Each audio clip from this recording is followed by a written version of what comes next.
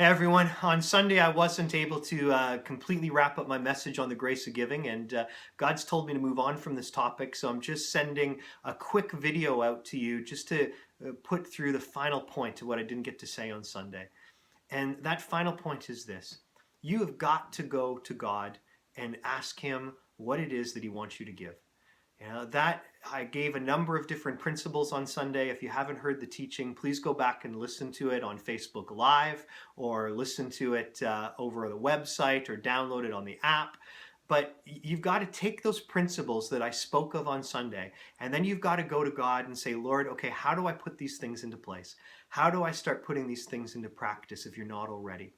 As I said at the beginning of this series, there's some of us, if we're earning a small amount of money, the idea of 10% seems impossible. And for others, that 10% is just checking off a checkbox, and actually God's given us so much that we can do way more than that and do way more than that. So it's never about us just following, oh, okay, here's a checkbox for me to check off in my giving. It's actually about us going to God and letting Him lead us and guide us and show us what we should do. This principle, it's in everything in our relationship. Remember, our relationship with God is a relationship. It's not about checking off principles. It's not about checking off check boxes. It's about us having a relationship with God, and it's about going, hey, look, Lord, everything I have, it belongs to you.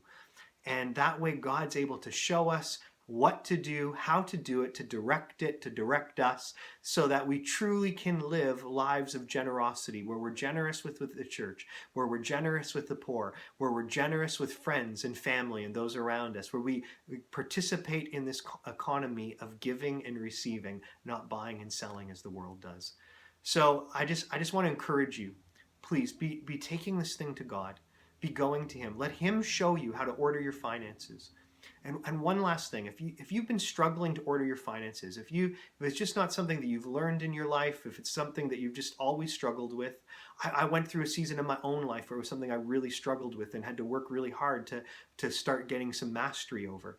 I want to encourage you to do a couple of things. And the first one is reach out to us.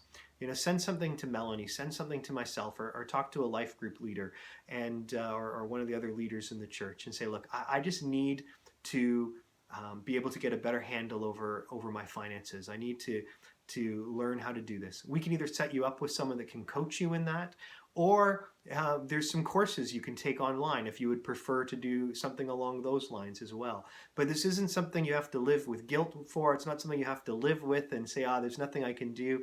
You really can take steps to be able to get control over your finances, control over your spending, so that you can steward well what God has for you.